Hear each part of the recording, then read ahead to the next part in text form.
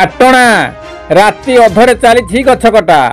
केन्दुझर जिला Patna range साहारपड़ा section रो राइडिया beat पुराना पानी संरक्षित जंगल रे राति रे मूल्यवान शाल गछ को काठ माफिया माने काटी नेउछंती। खबर पाई घटनास्थल रे वन विभाग चढ़ाऊ करथिले मध्य काठ माफिया को धरिबारे सक्षम होई पारि नथिबा जणा पड़िछि। एने परिवेशविद माने मनरे असंतोष व्यक्त करिसेंती। विलंबित राति रे गछकटा चलथिया बेले स्थानीय लोक माने वन विभाग खबर दउछंती। खबर पाई साहारपड़ा वनरक्षी दीपक राणा चढ़ाऊ करथिले मध्य काठ माफिया माने को धरिबारे सक्षम होई पारि नथिबा जणा पड़िछि।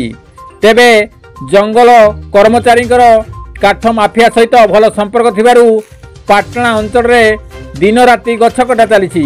एणु डीएफओ एप्रति दृष्टि देवाकू दाबी उठी। कविंद्र राउत का रिपोर्ट, केडी न्यूज ओडिया।